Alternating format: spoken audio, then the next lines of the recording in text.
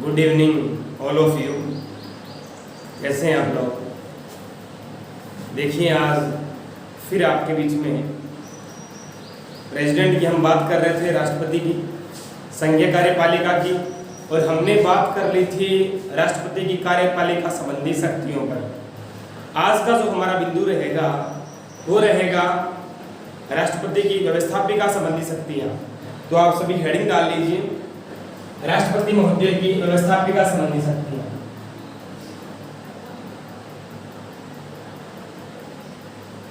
राष्ट्रपति की व्यवस्थापिका शक्तियाँ, राष्ट्रपति की व्यवस्थापिका संबंधी पावर्स या शक्तियाँ। ठीक है ना? आज का हमारा बिंदु रहेगा ये, हम राष्ट्रपति की व्यवस्थापिका संबंधी शक्तियों की बात करेंगे। इसमें आप नंबर 1 पॉइंट डाल लीजिए पहले से ही। भारतीय संविधान में एक आर्टिकल है, प्रिय विद्यार्थियों, आर्टिकल 79। आर्टिकल 79 जो है वो ये कहता है, क्या कहता है, गौर कीजिएगा जरा। आर्टिकल 79 में कहा गया है कि एक संसद होगी। क्या होगी? एक संसद होगी, एक पार्लियामेंट होगी, जिसमें कौन कौन लोग होंगे? देखिए जरा, लोकसभा, राज्यसभा तथा राष्ट्रपति। कौन होंगे? लोकसभा, राज्यसभा तथा राष्ट्रपति होंगे। ये बात मैंने आपको पूर्व में भी बताई थी, ठीक है ना? आर्टिकल 79 कहता है कि संसद होगी, लोकसभा, राज्यसभा एवं राष्ट्रपति होंगे। इसके नीचे आपको नोट डालना है, ये जो पॉइंट आपने लिखा है ऊपर वाला बिंदु, इसके नीचे नोट डाल करके एक बात आपको लिखनी है। बात ये लिखनी है कि संसद के द्वारा बनाए गए कानून जो है, संसद जो हमारी पार्लियामेंट जो कानून बनाएगी, वो कानून कब बनेंगे? वो तब बनेंगे जब राष्ट्रपति उनको क्या कर दे? स्वीकृति दे दे। नोट डाल करके एक बात लिखनी है आपको, लिखिए जरा, संसद द्वारा बनाए गए कानून, संसद द्वारा बनाए गए, संसद द्वारा बनाए गए कानून राष्ट्रपति की स्वीकृति के बाद ही लागू होंगे। ठीक है ना? संसद द्वारा बनाए गए कानून राष्ट्रपति की स्वीकृति के बाद ही लागू होते हैं।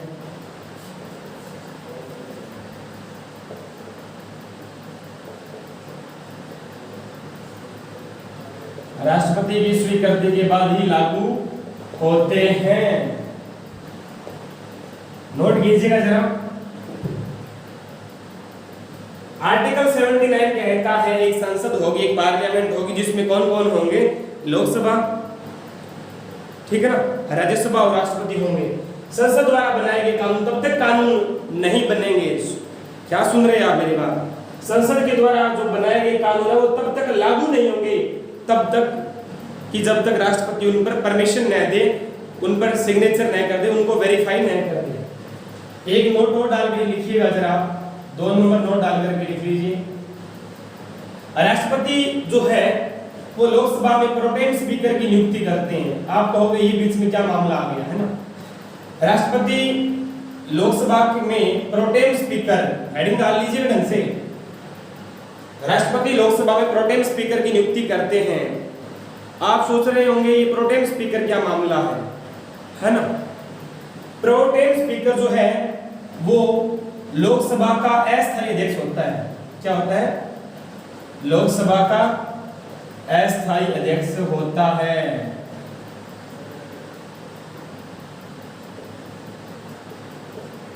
ठीक है ना? आप इसके नीचे थोड़ा डैश करके अलग से लिख लीजिए, प्रोटेम स्पीकर के नीचे। प्रोटेम स्पीकर जैसा शब्द जो है ना, प्रोटेम स्पीकर जैसा पद हालांकि कॉन्स्टिट्यूशन में, संविधान में कहीं उल्लेखित नहीं है। गौर कीजिए जरा, मैं जो बात कह रहा हूं। प्रोटेम स्पीकर की नियुक्ति राष्ट्रपति महोदय करते हैं लोकसभा के अंदर। प्रोटेम स्पीकर जैसा पद प्रोटेम स्पीकर जैसा पद या इस प्रकार का शब्द कहीं भी संविधान के अंदर नहीं है, ठीक है ना। प्रोटेम स्पीकर पद का उल्लेख संविधान में कहीं नहीं है, ये भी आप थोड़ा सा गौर रखना। और नीचे आप लिख लीजिए प्रोटेम स्पीकर के दो कार्य है, वो दोनों के दोनों कि प्रोटेम स्पीकर का पद जो कॉन्स्टिट्यूशन में नहीं है, हमने लागू कर रखा है, राष्ट्रपति उसको नियुक्त करते हैं, अपॉइंटमेंट करते हैं उसका, तो उसका कोई ना कोई महत्व होगा, उसका कोई ना कोई कार्य तो होंगे ना, तभी नियुक्त करते होंगे। तो लिख लीजिए प्रोटेम स्पीकर के दो कार्य हैं, प्रोटेम स्पीकर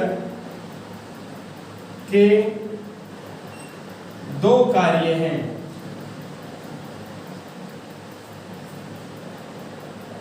और दोनों के दोनों आप लिख लीजिए। क्या लिखेंगे जरा देखिए, एक तो जब तक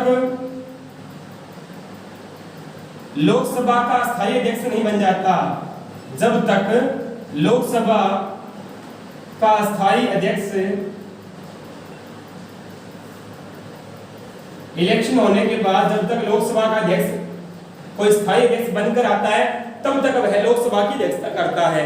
प्रोटेम स्पीकर क्या करता है, ध्यान से सुनना जरा ये शब्द, जब तक लोकसभा का स्थायी अध्यक्ष नहीं बन जाता, नई लोकसभा के उपरांत, तब तक प्रोटेम स्पीकर लोकसभा का अध्यक्ष पद पर रहता है, ठीक है ना।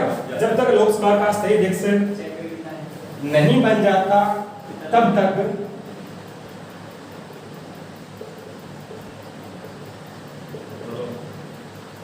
प्रोटेम स्पीकर ही लोकसभा की अध्यक्षता करते हैं। क्या करते हैं, लोकसभा की अध्यक्षता करते हैं।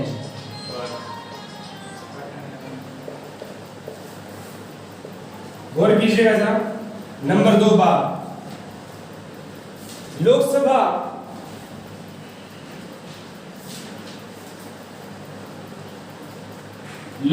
के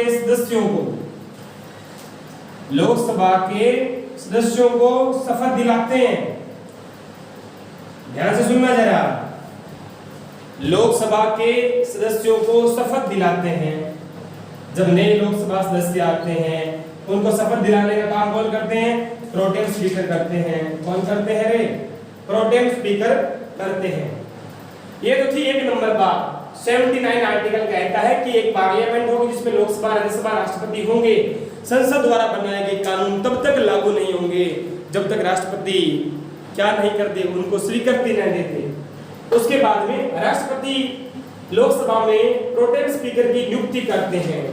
हालांकि प्रोटेम स्पीकर जैसा शब्द जो है, ऐसा पद जो है, कॉन्स्टिट्यूशन में, हमारे संविधान में कहीं नहीं है, लेकिन अगर हमने इसको सर्जित किया है, प्रोटेम स्पीकर जैसा पद अगर लाए, तो इसका महत्व क्या है, यह तब तक, यह लोकसभा का स्थायी अध्यक्ष होता है, तब तक अध्यक्ष रहता है जब तक कि स्थायी अध्यक्ष न आ जाए, और लोकसभा के अन्य सदस्य जो होते हैं उनको प्रोटेम स्पीकर के द्वारा शपथ दिलवाई जाती है। आप इसको बिंदुवार उतार लीजिए या इसका स्क्रीनशॉट ले लीजिए। हम बात कर रहे हैं राष्ट्रपति की व्यवस्थापिका संबंधी पावर्स की, शक्तियों की। एक लाइन छोड़ दीजिए जरा और 2 नंबर पॉइंट लिखिएगा।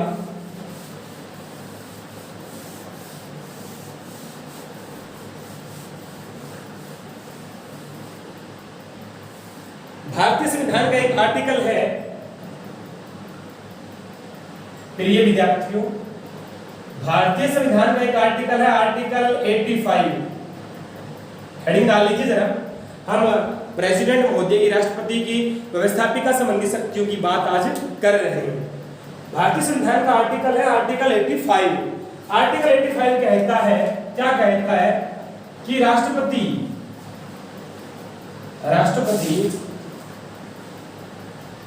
आर्टिकल 85 के तहत संसद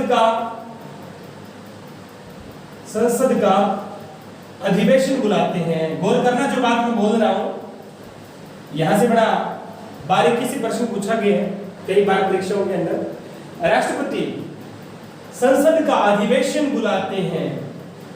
क्या करते हैं, संसद का अधिवेशन बुलाते हैं। नंबर 1 बात, राष्ट्रपति संसद का अधिवेशन का सत्रावसान कर सकते हैं, अधिवेशन बुला सकते हैं, उसका सत्रावसान कर सकते हैं। आर्टिकल 85 में जो बात लिखी गई है जरा फिर से सुन लें।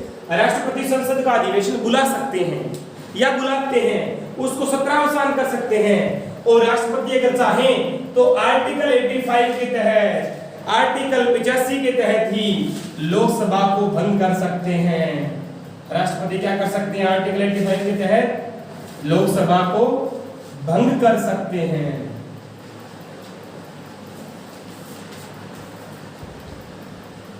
लोकसभा को भंग कर सकते हैं। ये 3 बातें थी प्रिय विद्यार्थियों 2 नंबर में।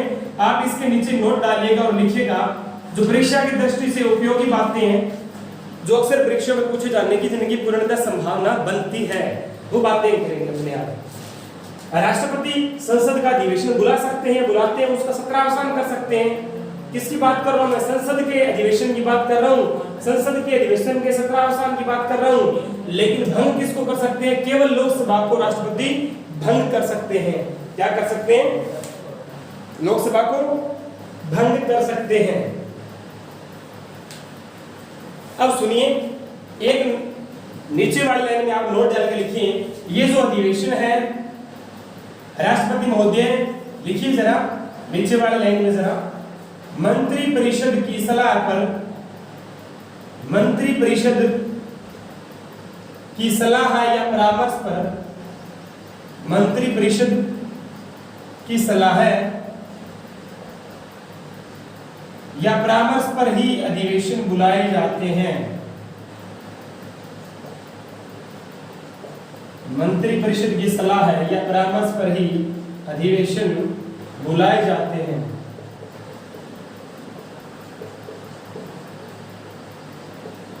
नंबर 1 बात, अधिवेशन का बुलाए जाएंगे मंत्री परिषद की सलाह या परामर्श पर। लेकिन आप इसके नीचे एक नोट डाल करके और लिखिएगा, आपको जानकर बड़ा ताज्जुब होगा तमाम विद्यार्थियों को।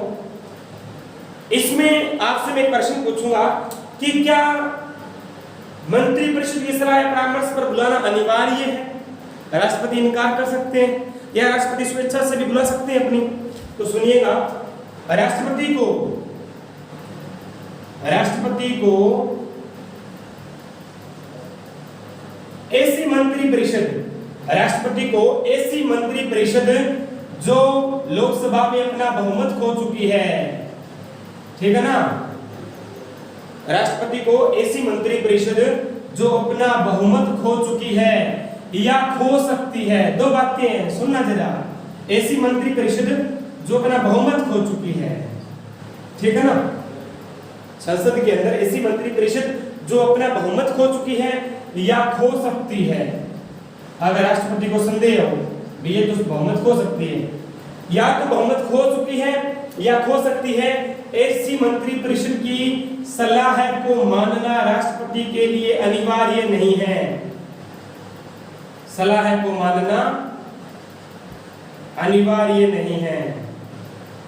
दोबारा से सुनेंगे, ये बात आपको कम समझ आई है ना। मैंने आपको ऊपर बताया है नंबर 1 नोट में कि मंत्री परिषद की सलाह या परामर्श पर अधिवेशन बुलाए जाते हैं। नंबर 1 बात। नंबर 2 बात, राष्ट्रपति को ऐसा नहीं कंपलसरी है कि मंत्री परिषद की सलाह पर बुलाए जाए। सुनिए जरा, राष्ट्रपति को ऐसी मंत्री परिषद जो अपना बहुमत खो चुकी है लोकसभा या राज्यसभा में या खो सकती है, ऐसी मंत्री परिषद की सलाह या परामर्श को मानना अनिवार्य नहीं है। राष्ट्रपति उसमें अपनी स्वेच्छा से, अपने स्वविवेक से निर्णय भी ले सकते हैं। ये उत्तर उतार लीजिए आप। आर्टिकल 85 क्या कहता है? राष्ट्रपति संसद का अधिवेशन बुलाते हैं, उसका सत्रावसान कर सकते हैं, और राष्ट्रपति अगर चाहें तो लोकसभा को भंग कर सकते हैं, ठीक है ना। मंत्री परिषद की सलाह परामर्श पर अधिवेशन बुलाए जाते हैं, लेकिन ऐसी मंत्री परिषद जो अपना बहुमत खो चुकी है या खो सकती है, ऐसी मंत्री परिषद की सलाह को मानना राष्ट्रपति के लिए अनिवार्य नहीं है। उतार लीजिए। और नंबर 3 पॉइंट लिखिएगा एक लाइन छोड़कर,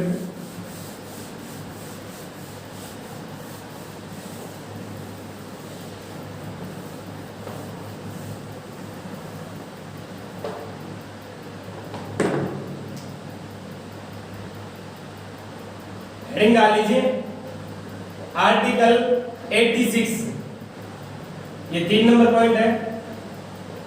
आर्टिकल 86 की अपने बात करेंगे, ठीक है ना। आर्टिकल 86 में कहा गया है कि अगर राष्ट्रपति महोदय चाहे,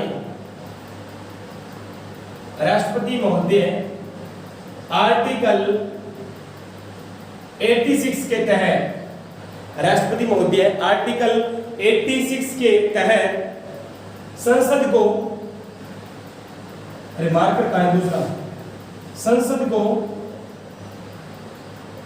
संबोधित करते हैं।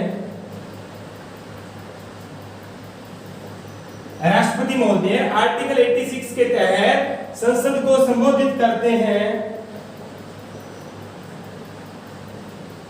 तथा, नंबर 2 बात सुनिएगा जरा, राष्ट्रपति महोदय आर्टिकल 86 के तहत संसद को संबोधित करते हैं तथा उन्हें संसद के किसी भी सदस्य को, संसद के किसी भी सदस्य को या संसद में संदेश भेजने का अधिकार है, संदेश भेजने का अधिकार भी है, वो अपना संदेश भेज सकते हैं।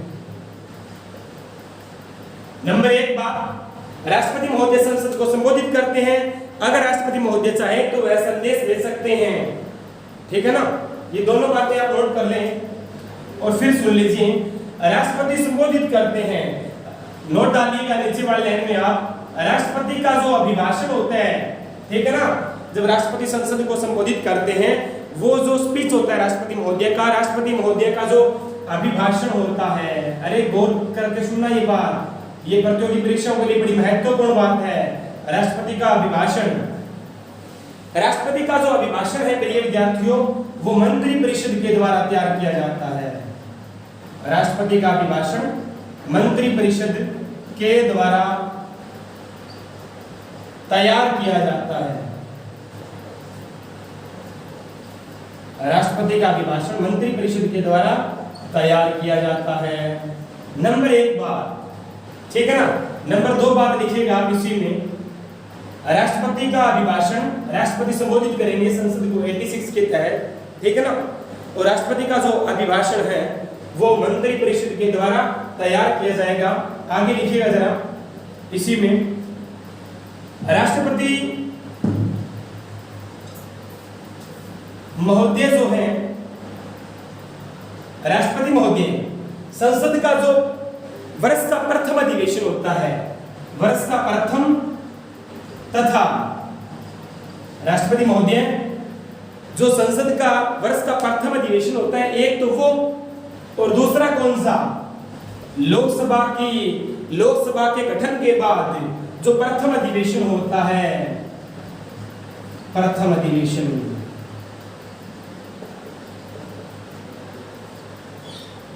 सुनिएगा जरा, एक तो वर्ष का प्रथम अधिवेशन और एक लोकसभा के गठन के बाद, जैसे नई लोकसभा बनी उसका प्रथम अधिवेशन जब होगा उसको अनिवार्य रूप से संबोधित करते हैं राष्ट्रपति महोदय। दोबारा सुनिएगा, राष्ट्रपति महोदय का अभिभाषण मंत्री परिषद तैयार करती है, कोई बात नहीं।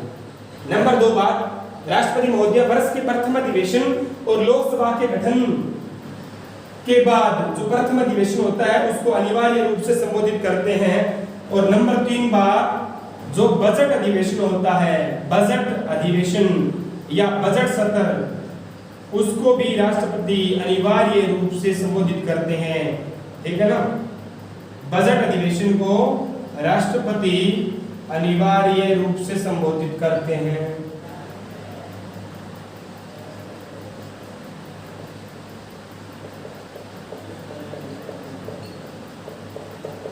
बजट अधिवेशन को राष्ट्रपति अनिवार्य रूप से संबोधित करते हैं। मार्कर दूसरा लिख लिया आपने क्या? नोट कर लीजिए और इसका स्क्रीनशॉट लीजिएगा।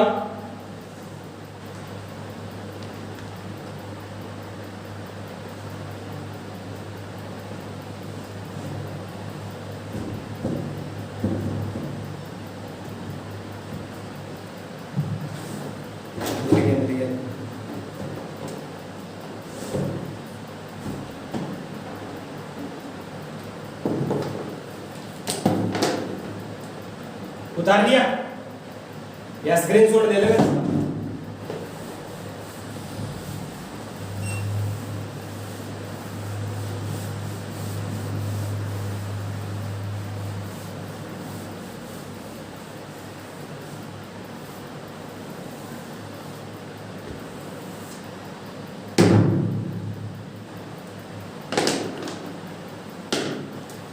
आगे नंबर 4 हेडिंग डाल लीजिए आप। अनुच्छेद 108 आर्टिकल 108। देखिए किसी विषय को लेकर के जब लोकसभा और राज्यसभा में मतभेद हो जाए, ठीक है ना, किसी विषय को लेकर के जब लोकसभा और राज्यसभा में मतभेद हो जाए उस समय राष्ट्रपति अगर चाहे, ठीक है ना, राष्ट्रपति अगर चाहे तो आर्टिकल 108 के तहत, भारतीय संविधान के अनुच्छेद 108 के तहत संसद का संयुक्त अधिवेशन बुलाते हैं। संयुक्त अधिवेशन बुला सकते हैं या बुलाते हैं? आप कहोगे सर ये क्या मामला है? जब किसी विधेयक पर, ठीक है ना, दोनों में मतभेद हो जाए या लोकसभा में पारित हुआ राज्यसभा में रोक दिया गया, किसी विषय को लेकर जब तनातनी हो जाए दोनों सदनों के बीच में, तब राष्ट्रपति आर्टिकल 108 के तहत, अनुच्छेद 108 के तहत संयुक्त अधिवेशन बुलाते हैं। क्या बुलाते हैं? संयुक्त अधिवेशन बुलाते हैं।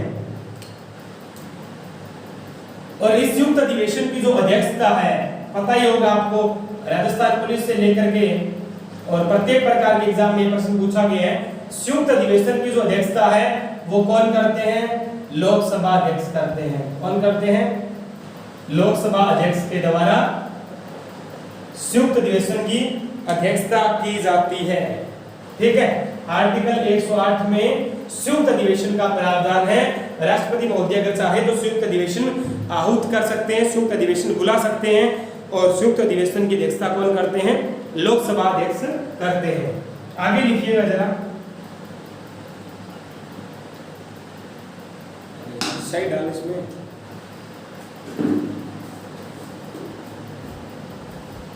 देखिएगा जरा, भारतीय संविधान का एक आर्टिकल है, आर्टिकल 331, ठीक है ना, इसमें राष्ट्रपति के पास कुछ पावर्स थे, ठीक है ना, वो क्या पावर थे?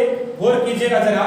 आर्टिकल 331 के तहत राष्ट्रपति लोकसभा में 2 एंग्लो इंडियन, आपको जानकर बड़ा ताज्जुब होगा, ये शब्द आपको भविष्य में बार बार तंग नहीं करेगा, आज इसका निपटारा कर देंगे।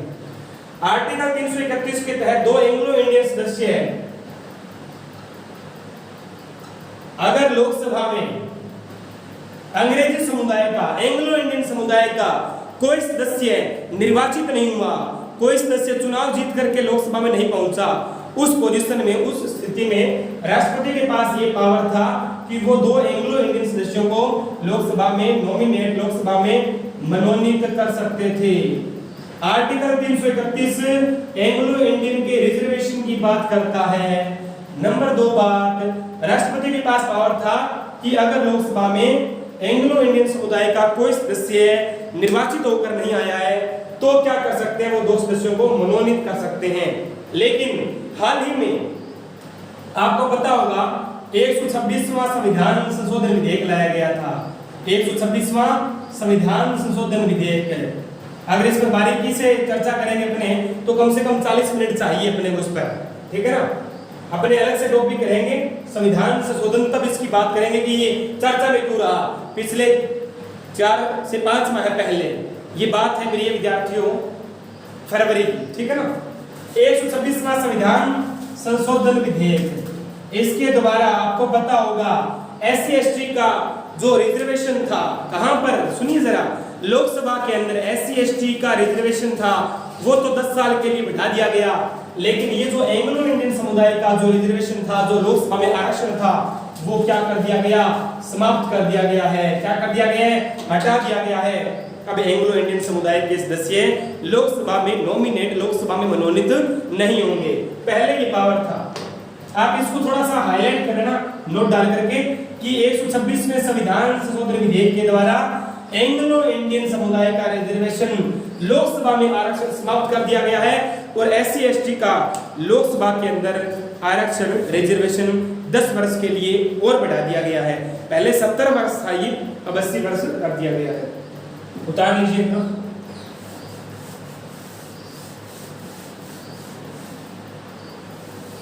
आगे लिखिएगा एक लाइन छोड़ करके,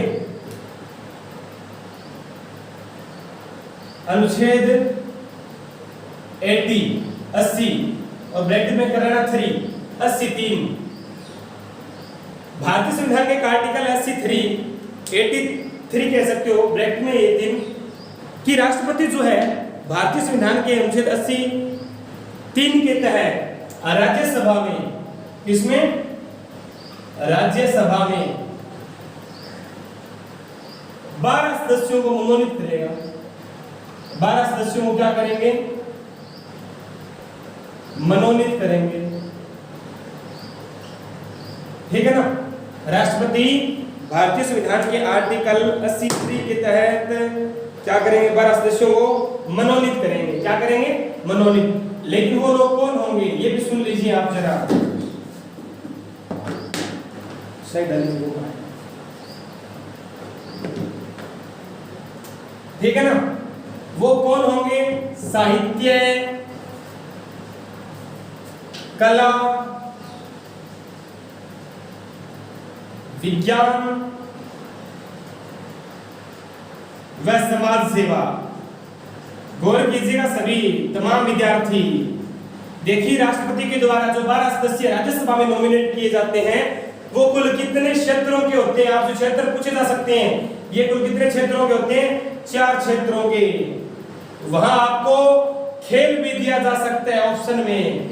जब प्रतियोगी परीक्षा के अंदर एग्जामिनर प्रश्न पूछेगा कि राज्यसभा में राष्ट्रपति महोदय के द्वारा 12 सदस्य मनोनीत किए जाते हैं, जो होते हैं खेल, साहित्य, समाज सेवा, इस प्रकार से आपके सामने ऑप्शन होंगे और नीचे दिए होंगे 1 व 2, ABC, CB, D, ABCD, उपरोक्त सभी।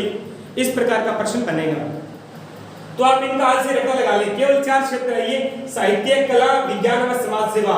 यहाँ पर खेल, फिल्म जगत, सुनिए जरा, इस प्रकार के ऑप्शन दिए जा सकते हैं आपको, संगीत। ठीक है ना? ऐसे शब्द आपके सामने मिले तो इनका संविधान में कहीं उल्लेख नहीं है, केवल साहित्य, कला, विज्ञान, समाज सेवा जैसे हैं। खेल वाला ध्यान रखना, क्योंकि जब ये ऑप्शन में डाला जाएगा तो फिर आप सोचोगे है ना कि उसको मनोनीत किया था, है ना? ये खिलाड़ी का नाम आपके सामने एक तस्वीर होगी। जब फिल्म जगत का नाम सोचेंगे, जया बच्चन, अमिताभ बच्चन राज्यसभा के सदस्य रहे हैं। केवल और केवल ये 4 क्षेत्र हैं जहां से 12 सदस्यों को नॉमिनेट किया जाता है। उतार लिया होगा आपने, साहित्य, कला, विज्ञान, समाज सेवा। और आप अंतिम बात लिखिए, व्यवस्थापिका संबंधी शक्तियों में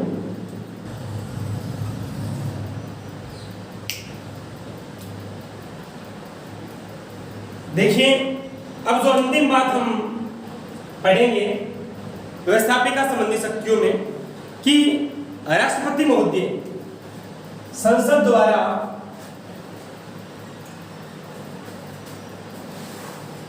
कोई विधेयक जब कानून बनकर के राष्ट्रपति महोदय के पास आता है, संसद द्वारा कोई विधेयक पारित करके जब राष्ट्रपति महोदय के पास आता है तो राष्ट्रपति महोदय उस संबंध में 3 प्रकार के पावर्स रखते हैं, 3 प्रकार के डिसीजन को ले सकते हैं। अगर वो स्वीकृति दे देते हैं, क्या कर देते हैं? उसको स्वीकृत कर देते हैं, उसको स्वीकृति दे देते हैं, तो वह विधेयक क्या बन जाता है? कानून बन जाता है। लेकिन राष्ट्रपति महोदय अगर चाहे ना तो उसको पुनर्विचार के लिए भी लौटा सकते हैं। क्या कर सकते हैं? उसको पुनर्विचार के लिए भी, एक बार पुनर्विचार के लिए लौटा सकते हैं।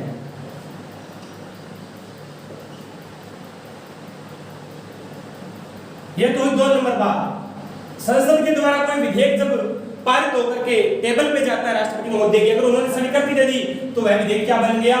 कानून बन गया। वो चाहे तो पुनर्विचार के लिए भी लौटा सकते हैं, लेकिन राष्ट्रपति महोदय के पास एक शक्ति और भी है, एक पावर्स और भी है कि वह न तो स्वीकृति दे, न तो स्वीकृति दे और न ही इनकार करे, न तो स्वीकृति दे और न ही इनकार करे। इसे क्या कहते हैं सुनिए जरा, यानी वह अपने पास रख ले, न तो स्वीकृति दे और न इनकार करे। इसे कहते हैं जेबी विशेषाधिकार। इसका दूसरा नाम है पॉकेट वीटो, अपने जेब में रख लिया। आपको पता होगा 1986 का वो मामला है ना, डाकपाल विधेयक वाला, जिसमें ज्ञानी जेल सिंह जी ने नहीं तो स्वीकृति दी थी और नहीं इनकार किया था। पहली बात पॉकेट वीटो का जो इस्तेमाल है ज्ञानी जेल सिंह जो राष्ट्रपति रहे थे उस दौरान उन्होंने किया था। आप इसके नीचे एक नोट डाल करके महत्वपूर्ण बात लिखनी है जो परीक्षा की दृष्टि से उपयोगी है। भारतीय संविधान का एक आर्टिकल है, एक अनुच्छेद है 111। भारतीय संविधान के अनुच्छेद 111 के अंदर क्या कहा गया है, जो परमिशन है विधेयकों पर पारित करने की, भी राष्ट्रपति विधेयकों पर परमिशन देंगे, ठीक है ना। ये बात तो लिखी गई है कि वो लौटा सकते हैं, स्वीकृति देंगे, वो कानून बनेगा। लेकिन किसी विधेयक पर गौर कीजिएगा, जो बात मैं बोलने जा रहा हूं, किसी विधेयक पर जो परमिशन देनी है वो कितनी अवधि के अंदर देनी है, कितनी अवधि होगी, कितने दिवस के अंदर देनी है, इस बात का उल्लेख आर्टिकल 111 में नहीं है। विधेयकों पर परमिशन देने की जो व्याख्या है वो भारतीय संविधान के अनुच्छेद 111 में की गई है, लेकिन उसमें कोई अवधि निर्धारित नहीं है। उसमें कहीं ऐसा नहीं कहा गया है कि इतने दिवस के अंदर देनी ही कंपलसरी है, केवल धन विधेयक को छोड़ कर बाकी विधेयकों के संबंध में संविधान मौन है। ये थी प्रिय विद्यार्थियों राष्ट्रपति महोदय की कार्यपालिका शक्तियां। और उसके बाद भी मैं आपको जो करवाने वाला हूं वो कराऊंगा वीटो। राष्ट्रपति के पास 4 प्रकार के वीटो होते हैं, एब्सोल्यूटली पावर, ठीक है ना। आप पढ़ोगे चारों के चारों प्रकार की जो अत्यंतिक वीटो है, निलंबनकारी वीटो है, चारों के चारों प्रकार की वीटो हम पढ़ेंगे ना, तब हमें मालूम होगा कि राष्ट्रपति महोदय के पास किस प्रकार की शक्तियां हैं। और उसके बाद में हम पढ़ेंगे राष्ट्रपति महोदय की न्यायपालिका संबंधी। तो जुड़े रहिएगा हमारे साथ और इस क्लास को अधिक से अधिक शेयर कीजिएगा। थैंक यू, धन्यवाद।